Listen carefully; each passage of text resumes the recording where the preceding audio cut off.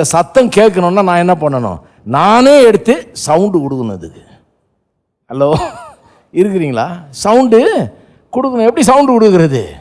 கர்த்தரின் மெய்ப்பராய் இருக்கிறார், நான் தாழ்ச்சி அடையேன், நான் ஒருபோதும் ஒன்றிலும் எந்த ஆசீர்வாதத்தில் குறைவுபடுவது இல்லைங்கிற சவுண்டை நான் கொடுக்கணும். அந்த சவுண்டை கொடுத்து அதை நான் காதில் கேட்கும்போது தான் இவைகளெல்லாம் எனக்கு பலிக்கிறது, நடக்கிறது. சிலுவைக்காக நன்றி,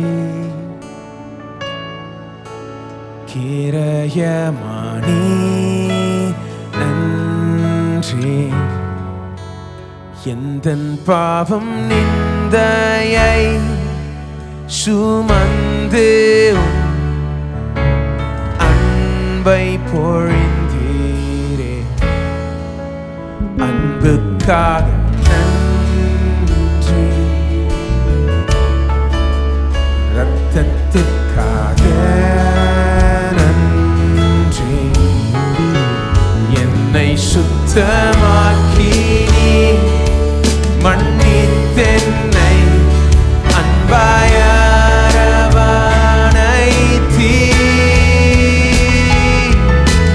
நீரே பாத்திர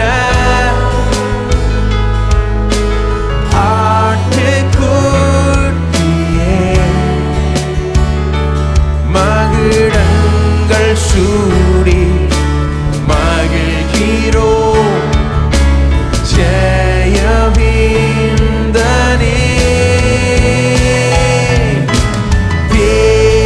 தேவமைந்தனே,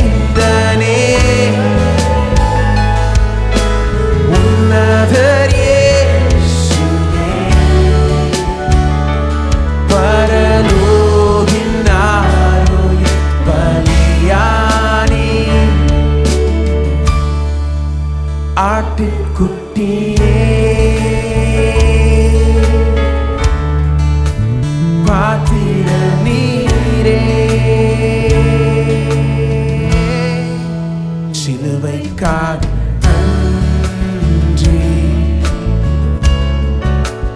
கிரயமானே நன்றி, எந்தன் பாவம் நிந்தையை சுமந்து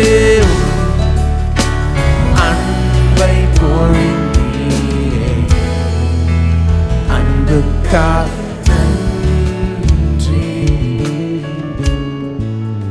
இரத்தத்துக்காக நன்றி.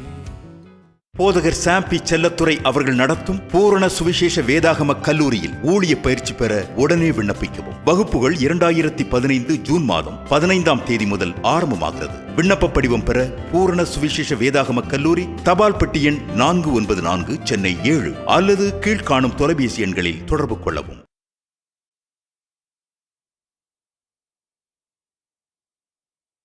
ஒன்று தெசலோனிக்கேயர் 1ஆம் அதிகாரம்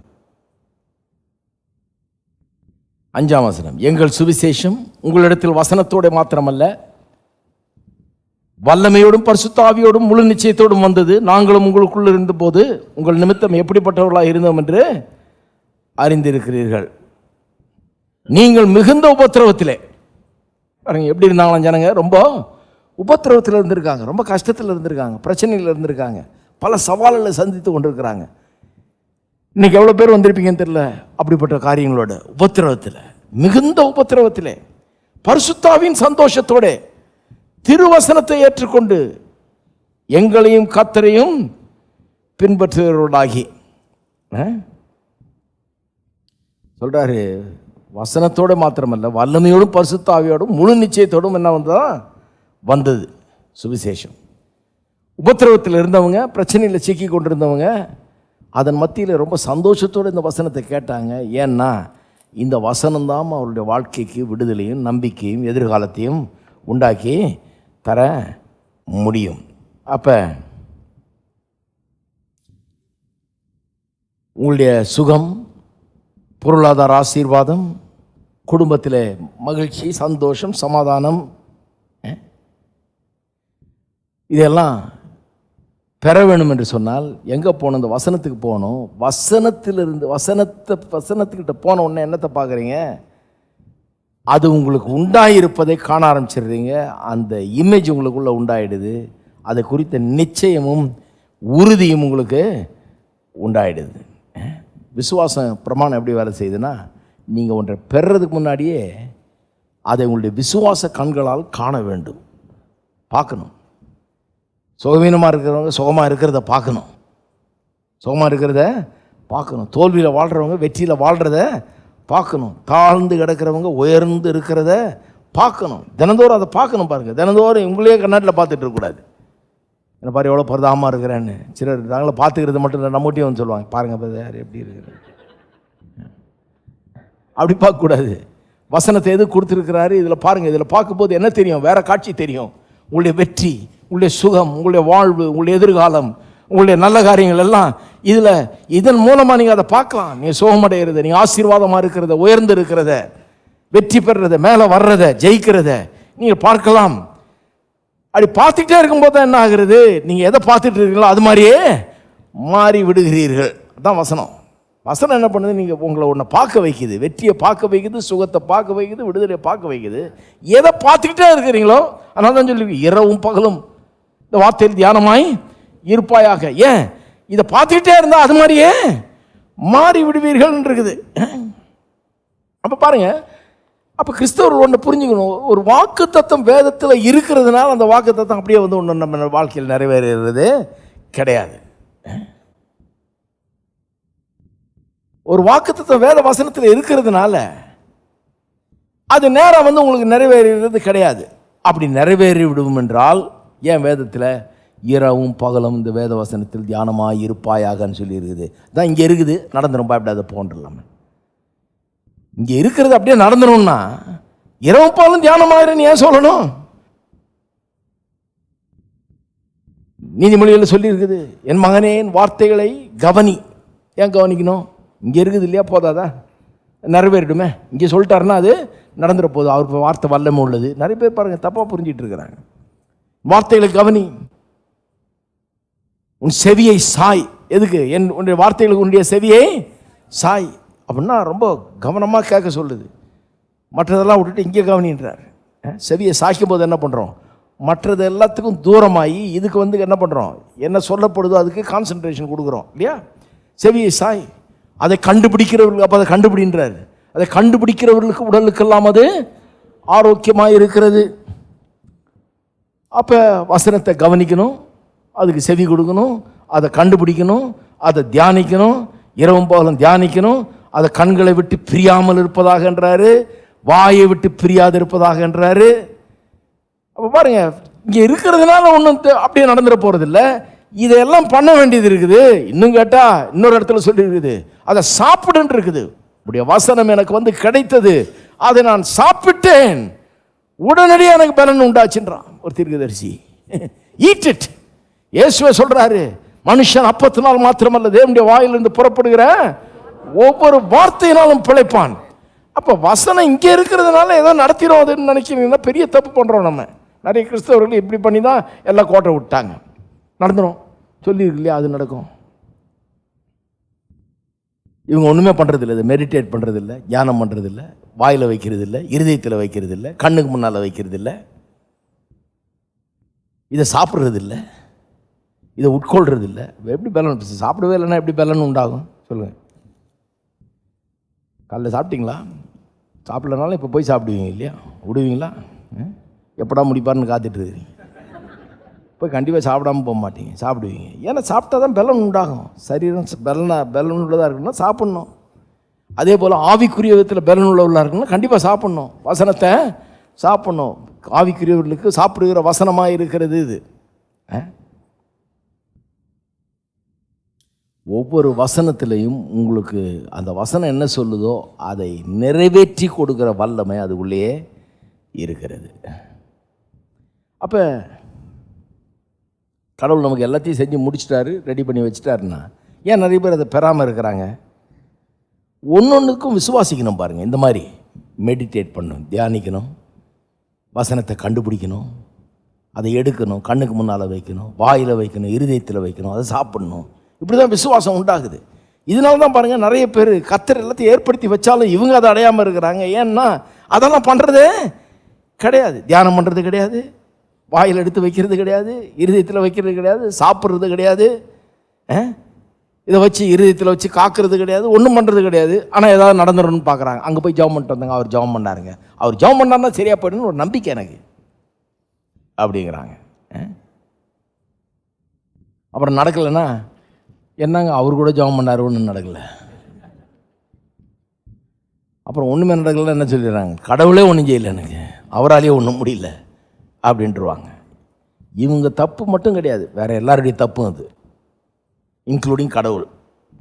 அவரும் தப்பு, எல்லாரும் தப்பு, எல்லா பிரச்சனையாரும் தப்பு, இவங்க ரொம்ப கரெக்டு. இருக்கிறீங்களா? எப்படிங்க இவ்வளோ தெரியுது உங்களுக்கு? என்னாதீங்க, நானும் அப்படி தான் இருந்தேன், அதனால தான் தெரியுது. நானும் அப்படி தான் யோசிச்சுட்டு இருந்தேன். இதெல்லாம் யோசித்து இது கொஞ்சம் வருஷம் ஓடிச்சு பாருங்க. எப்படி தான் ஓட்டினோ எனக்கு ஆச்சரியமாக இருக்குது. இது கொஞ்சம் ஓடிட்டு இருந்தது. பைபிளை தலைமாட்டில் வச்சு படுத்து டெய்லி அது 2 அதிகாரம் விடாமல் வாசித்து கரெக்டாக நம்ம கடமையை பண்ணாச்சு. இப்போ கடவுள் தான் எதாவது பண்ணணும் நமக்கு. அவர் என்ன சொன்னாரோ அதை கவனிக்கிறதே கிடையாது. தியானம் பண்ணினார், அது பண்ணுறது கிடையாது. வாயில் வையினார், வாயில் வேறு தான் இருக்குது. இருதயத்தில் வையினார், இருதயத்தில் என்னென்னமோ இருக்குது. இதை சாப்பிடுனாரு, வேறு எல்லாத்தையும் சாப்பிட்டுட்டு ஈரல் மூளை அது இதுன்னு எல்லாத்தையும் சாப்பிட்டு இதை மட்டும் சாப்பிட்றதில்ல. அது வியாதியை தான் உண்டாக்குது. இது சுகத்தை உண்டாக்குற வார்த்தையை சாப்பிட்றதே கிடையாது. அப்போ என்ன, அது வியாதி தான் உண்டாகுது, சுகம் உண்டாக மாட்டேங்குது. ஹலோ, என்ன சாப்பிட்றோம் கவனிக்கணும். இருக்கீங்களா, போயிட்டீங்களா? சுகத்தை உண்டாக்குறது நல்லா சாப்பிடுங்க. இது சாப்பிட சாப்பிட உனக்கு நல்ல சுகம் உண்டாகணும். என்ன பண்ணுவீங்க? இதையே சாப்பிட்டுட்டு இருப்பீங்க இல்லையா? இதை சாப்பிட்டு நல்ல சுகமாக இருப்பேன்னா போட்டு இதை சாப்பிட்டுட்டே இருப்பீங்க. அப்போ இதை சாப்பிட்ணும், சாப்பிட்டுட்டே இருக்கணும். சாப்பிட்டுட்டே இருந்தால் தான் சுகம் வரும். ஒரு தடவை பலவீனம் வரும்போது இன்னும் ரொம்ப அந்த பலவீனத்தை அட்டாக் பண்ணுறதுக்கு இன்னும் ரொம்ப சாப்பிட வேண்டியது அவசியமாக இருக்குது. இதை சாப்பிடுங்கிறாரு. உடலுக்கெல்லாம் ஆரோக்கியம், உடலுக்கெல்லாம் ஆரோக்கியம், உங்களுடைய உடம்புக்கெல்லாம் ஆரோக்கியமாக இருக்கிறது. இது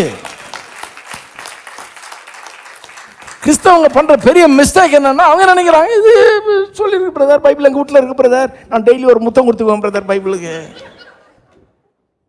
ரொம்ப பக்தி பெருகுது, வசனம் பெருகல. நம்ம நாட்டில் பக்தி ரொம்ப பெருகி இருக்குது. கிறிஸ்தவர்கள் மத்தியில் பக்தி பெருக்கம் எப்படி இருக்குன்றீங்க? அடே அப்பா, உருகிடுவாங்க பக்தியில், அப்படியே அந்த அளவுக்கு பெருகி இருக்குது. ஆனால் வசனம் பெருகுனாதான் வாழ்க்கையில் தேவ ஆசீர்வாதங்கள் பெருக முடியும். இருக்கீங்களா? அப்போ எல்லா சூழ்நிலைக்கான வசனம் இங்கே இருக்குது.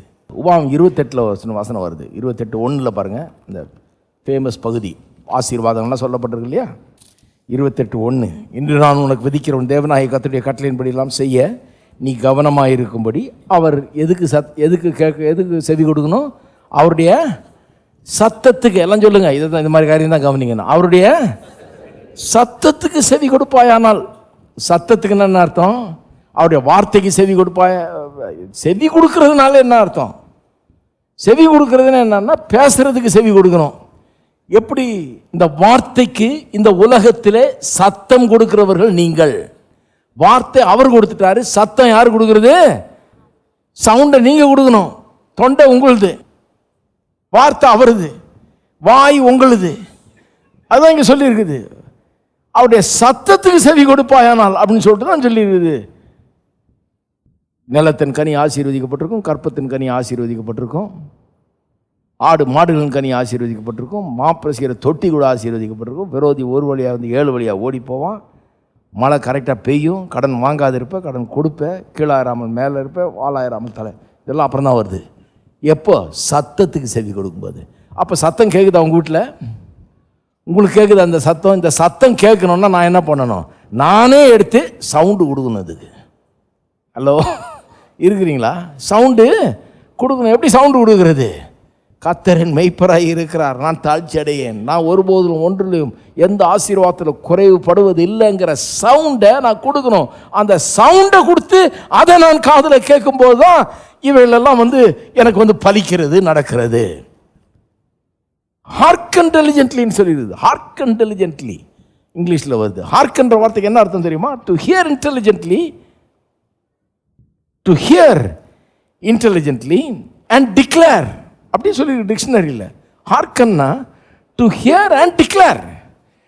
ஏன்னா டிக்ளேர் பண்ண தான் ஹியர் பண்ண முடியும். Here and declare. நீதிமொழிகள் 4:20-22 சொன்னேன். வார்த்தைகளை கவனி, அது செவியை சாய், கண்டுபிடி, உடலுக்கெல்லாம் ஆரோக்கியம் இல்லையா? ரோமர் 10:8 சொல்லியிருக்குது. இந்த வார்த்தை நாங்கள் பிரசங்கிக்கிற விசுவாச வார்த்தை உங்கள் வாயிலும் இருதயத்திலும் இருக்கிறது. சங்கீதக்காரன் சொல்கிறான், என் நாவு விரைவாய் எழுதுகிறவனுடைய என்ன பேசிகிட்டு இருக்கிறான்? என் நாவு பெண்ணாக இருக்குதுண்ணா. இங்கிலீஷில் அப்படியே வருது, my tongue is the pen of a ready writer அப்படின்றான். எழுதுகிறவனுடைய எழுத்தாணியாக இருக்குது, பெண்ணாக இருக்குதுன்றான் நாவு. அதனால் வாய் தந்து பேசும்போது ஜாக்கிரதையாக இருக்கணும். எங்கே எழுதிடுறோம்? இருதயத்தில் எழுதுகிற பெண் இது. ஹலோ, காயத்தில் எழுதுகிற பெண்ணை பற்றி ரொம்ப ஜாக்கிரதையாக இருக்கிறோம். இருதயத்தில் எழுதுகிற பெண்ணை பற்றி ஜாக்கிரதையே கிடையாது. இதில் ஏதாவது சொன்னீங்கன்னா எங்கே எழுதிடுது, கொண்டு போய் அவன் நம்பிக்கையை பேசுனீங்கன்னா இங்கே எழுதிடுது. இங்கே எழுதிட்டா போச்சு, அவ்வளோதான், அது அப்படியே பதிஞ்சிருது. நிறைய பேர் இங்கே எழுதிட்டு இருக்கிறாங்க. கர்த்தருடைய வார்த்தையை எடுத்து சொல்லும்போது இருதயத்தில் எழுதுகிறீர்கள். சரி, இதெல்லாம் ஏன் சொல்லியிருக்கு? ஏன் சொல்லியிருக்குன்னா இந்த விசுவாச பிரமாணத்தை இயக்கும்படியாக தான் இதெல்லாம் செய்யும். இவ்வளவும் பண்ணாதானே வசனம் வேலை செய்ய போகுது ஒழிய மற்றபடி வேலை செய்யாது. அப்போ நான் எதை தான் அறிக்கை செய்கிறது? நான் எதை வாயில் சொல்லணும்? வாயில் சொல்கிறத பற்றி இவ்வளோ நேரம் பேசணும் இல்லையா? வசனம் எப்போ விருத்தி அடையும்? வாயில் சொல்லும்போது தான் விருத்தி அடையும். இருதயத்தில் இருக்கணும், வாயில் இருக்கணும், அப்போ தான் வசனம் விருத்தி அடையணும். விருத்தி அடைந்தால் தான் மேற்கொள்ள முடியும். அப்போ எப்படி வசனத்தை என் வாழ்க்கையில் விருத்தி அடைய வைக்கிறது? எப்படி அதை மேற்கொள்கிற வசனமாக என்னுடைய வாழ்க்கையில் செயல்பட வைக்கிறது? எப்படி இந்த விசுவாச பிரமாணத்தை இயக்குகிறது? 5 அறிக்கைகள் சொல்கிறேன், ப்ராடாக, ரொம்ப பறந்து விரிஞ்சு ப்ராடாக. இது ஒரு அறிக்கையை பற்றி நிறைய பேசலாம். அது பிறகு ஒரு டாப்பிக்கை பற்றியே நிறைய போதிக்கலாம். 5 அறிக்கை, விசுவாசி செய்ய வேண்டிய 5 விதமான அறிக்கை ப்ராட் டாபிக்ஸில். 1, மீட்பின் மூலமாக தேவன் நமக்கு என்ன செய்திருக்கிறார் என்பதை நாம் அறிக்கை செய்ய வேண்டும். பாருங்கள், அறிக்கைனாலே நெகட்டிவ் கன்ஃபெஷன் தான் நிறைய பேருக்கு தெரியுது. நெகட்டிவ் ஆங்கிள் ஒன்று இருக்குது கன்ஃபெஷனில். அது என்னென்னா, நான் ஒன்றும் இல்லை, நான் தூசி, நான் பாவி, ஆண்டவரே என்னால் ஒன்றும் முடியாது. எனக்கு விளங்குது அவங்க என்ன சொல்கிறாங்கன்னு. ஆண்டவருக்கு முன்னால் நான் என்ன அப்படின்ற மாதிரி சொல்கிறாங்க. சரி, சொல்லிட்டு போட்டு விடுங்க. ஆனால் அந்த ஒரு அறிக்கை தான் தெரியுமா? இதுதான் கிறிஸ்தவமா? கிறிஸ்தவம்னா தினந்தோறும் எந்திரிச்சு, ஆண்டவரே நான் ஒன்றும் கிடையாது, நான் பாவி, நான் குப்பை, தூசி, புழு, பூச்சி, நான் ஒன்றுமே கிடையாது. இந்த நெகட்டிவ் அறிக்கைன்றோம், நெகட்டிவ் கன்ஃபெஷன்ன்றோம். அறிக்கையில் 2 ஆங்கிள் இருக்குது. ஒன்று நெகட்டிவ், இன்னொன்று பாசிட்டிவ். இந்த நெகட்டிவ் எனக்கு வழங்குது ஏன் சொல்கிறாங்கன்னு, அவர் ஆண்டவர் நான் இது அப்படின்றத சொல்கிறாங்க. அவங்க நெகட்டிவாகவே போகுது. என் பாவம், என்னுடைய இயலாமை, நான் ஒன்றும் இல்லை, நான் சிறியவன், இதையே தான் அறிக்கை செய்வாங்க. நிறைய கிறிஸ்தவர்களுக்கு இதுதான் நல்லா தெரியுது பாருங்கள். 99% கிறிஸ்தவர்களுக்கு இதுதான் தெரியும். ஆனால் நான் போதிக்கிறது பாசிட்டிவ் கன்ஃபெஷன். வேத வசனம் பாசிட்டிவ் கன்ஃபெஷனை பற்றி நிறைய சொல்லியிருக்குது. கன்ஃபெஷன்லேயே இன்னொரு ஆங்கிள் இருக்குது, பாசிட்டிவ். இந்த பாசிட்டிவ் கன்ஃபெஷன் ரொம்ப முக்கியம் பாருங்கள். வேத வசனம் நிறைய இந்த வாயிலிருந்து பிரியாது இருப்பதாக நாங்கள் பிரசங்கிக்கிற விசுவாச வசனம் உங்கள் வாயில் இருக்கிறது. அதெல்லாம் என்ன? Positive confession. அதெல்லாம் அப்போ என்ன பண்ணணும்? என்னத்தை பாசிட்டிவாக நம்ம கன்ஃபெஸ் பண்ணணும்? வெறும் நான் பாவி, நான் ஒன்றும் இல்லை, நான் தூசி, இப்படி சொல்லிட்டு கூடாது பாருங்கள். அது நெகட்டிவ். பாசிட்டிவாக கன்ஃபெஸ் பண்ண தெரிஞ்சுங்க. எல்லாம் சொல்லுங்க பாசிட்டிவ் கன்ஃபெஷன். நல்லா தெரியணும் பாசிட்டிவ் கன்ஃபெஷன் என்ன. We believe in positive confession. எப்படி பாசிட்டிவாக கன்ஃபெஸ் பண்ணுறது? 1, தேவன் நமக்காக மீட்பின் மூலமாக என்னெல்லாம் செஞ்சிருக்கிறார். பெரிய டாபிக் இது. இது பிரசங்கம் பண்ணால் 1 வருஷம் பூரா பண்ணலாம். அதையெல்லாம் அறிக்கை செய்ய வேணும். மீட்பின் மூலம் என்ன செஞ்சிருக்காருன்றதை அறிக்கை செய்யணும். 2வது, தேவன் இன்றைக்கு தம்முடைய வசனத்தின் மூலமாகவும் பரிசுத்த ஆவியின் மூலமாகவும், அதாவது வசனத்தின் மூலமாக உண்டாகிற மறுபிறப்பு, பரிசுத்த ஆவியானவர் நமக்குள்ள இருந்து நம்மை நிரப்பி நம்மை நடத்தி பண்ணுகிற காரியங்கள், இவைகள் மூலமாக என்ன செய்திருக்கிறார்? நமக்கு வசனத்தை அனுப்பிச்சு மறுபிறப்பை உண்டாக்கியிருக்காரு. ஆவியானவர் அனுப்பிச்சு நம்ம நடத்தி பலப்படுத்தி எல்லாம் பண்ணுறாரு. இதன் மூலமாக என்னெல்லாம் நமக்கு நடக்குது அதை சொல்லணும், வாய் திறந்து சொல்லணும். அவருடைய வார்த்தை எனக்குள் பலமாக இருக்கிறது. மலைகளை பெயர்க்கிற வார்த்தை அது. என்னுடைய பிரச்சனையில் ஒன்றுமில்லாமல் ஆக்குகிற வார்த்தை. அவருடைய வசனம் எனக்குள்ளே வளர்ந்து கொண்டிருக்கிறது. அது என்னுடைய பிரச்சனைகளை காட்டில் வல்லமை உள்ளதாக இருக்குது. சொல்லணும் பாருங்கள், வார்த்தை என்ன பண்ணிட்டு இருக்குது எனக்குள்ள. ஆவியானவர் அசைவாடி கொண்டிருக்கிறார் எனக்குள்ள. ஆதியிலே உலகத்தில் ஒழுங்கின்மை வெறுமை இருந்தபோது ஆவியானவர் அசைவாடினார், வெளிச்சம் உண்டாகணும், வார்த்தை வந்தது. அதுபோல் எனக்குள்ள வார்த்தை வேலை செய்துட்டு இருக்குது, எல்லாத்தையும் மாற்றி கொண்டிருக்குதுன்னு அதை அறிக்கை செய்யணும் இல்லையா? ரெண்டாவது. மூணாவது, இன்றைக்கு இயேசு பிதாவின் வலது பாரத்தில் நமக்காக என்ன செய்து கொண்டிருக்கிறார், இதை அறிக்கை செய்யணும். இன்றைக்கு இயேசு பிதாவின் வலது பாரத்தில் நமக்காக என்ன செய்து கொண்டிருக்கிறார். நிறைய பேர் 3.5 வருஷம் என்ன செஞ்சாருன்னு தான் தெரியும். மத்திய, மார்க்கு, லூக்கா, யோவான்லேருந்து எபிசல்கெல்லாம் போகும்போது பார்த்தீங்கன்னா, எபிரேயர்லாம் போகிறது பார்த்தீங்கன்னா, அங்கே என்ன பண்ணிட்டு இருக்காரு, 2000 வருஷமாக ஒரு வேலை பண்ணிட்டுருக்காரு. அதை பற்றி யாரும் பேசுகிறதே கிடையாது. பேச போகிறேன் நான். இன்னொரு சப்ஜெக்ட் வரும்போது, இன்னொரு சீரீஸ் வரும்போது அதை பேசுகிறேன். என்ன பண்ணிட்டு இருக்கிறார், the present day ministry of Jesus. இன்றைக்கு அவர் என்ன பண்ணுறார், 2000 வருஷமாக எனக்கு என்ன பண்ணிட்டு இருக்கிறார், அதனுடைய பலன் என்ன, எனக்கு என்னெல்லாம் நடந்துட்டு. எனக்கு ஒரு அட்வொகேட் இருக்கிறார் பிதாவுடைய வலது பார்சத்தில், எனக்காக பேசுகிறவர், தேவனுடைய ஆசீர்வாதங்களாக எனக்கு சொந்தமாக்கி தந்து கொண்டிருக்கிறவர், அதுக்காக வாதாடி கொண்டிருக்கிறவர், அதை நிச்சயப்படுத்தி கொண்டிருக்கிறவர் எனக்காக ஒருத்தருக்கிறார். அதான் 4வது. 5வது, தேவனுடைய வார்த்தை என்னுடைய நாவில் இருக்கிற தேவனுடைய வார்த்தையின் மூலமாக, என்னுடைய நாவில் இருக்கிற தேவனுடைய வார்த்தையின் மூலமாக இன்றைக்கு தேவன் என்ன செய்து கொண்டிருக்கிறார் என்னுடைய வாழ்க்கையில். What God can do through us or his word will do through our lips. நம் மூலமாக தேவன் என்ன செய்ய முடியும், அதை எப்படி சொல்லலாம், அவருடைய வார்த்தை நம் வாயில் இருக்கிறது, நம் மூலமாக தேவன் நம்மை கொண்டு என்ன செய்ய முடியும், அதை நான் அறிக்கை செய்யணும். அவருடைய வார்த்தை என் வாயில் இருக்கிறது மூலமாக தேவன் நம்மை கொண்டு என்ன செய்ய முடியும். 5 காரியங்கள் இல்லையா, இதெல்லாம் எழுதி வச்சுக்கணும் கரெக்டாக, ரொம்ப முக்கியம்.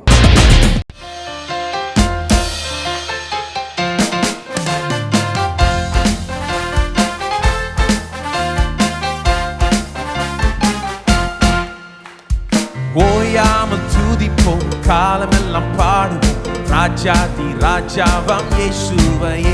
என்றும் ஓயாமல் துதிப்போம், காலமெல்லாம் பாடுவோம், ராஜாதி ராஜாவாம் இயேசுவையே. பாடு ஓசன்னா ஓசன்னா ஓசன்னா, என்றும் ஓசன்னா ஓசன்னா ஓசன்னா. பாடு ஓசன்னா ஓசன்னா ஓசன்னா, என்றும் ஓசன்னா ஓசன்னா ஓசன்னா. ஓயாமல் துதிப்போம், காலமெல்லாம் பாடுவோம், ராஜாதி ராஜாவாம் இயேசுவையே. என்றும் ஓயாமல் துதிப்போம், காலமெல்லாம் பாடுவோம், ராஜாதி ராஜாவாம் இயேசுவையே. பாடு ஓசன்னா ஓசன்னா ஓசன்னா, என்றும் ஓசன்னா ஓசன்னா ஓசன்னா.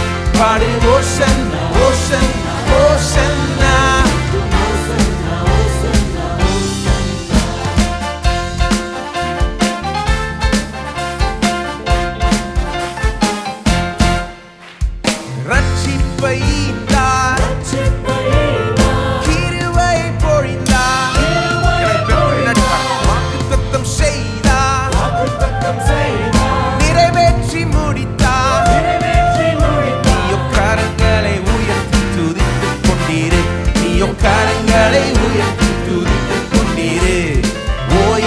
துதிப்போம், காலமெல்லாம் பாடுவோம், ராஜாதி ராஜாவாம் இயேசுவையே.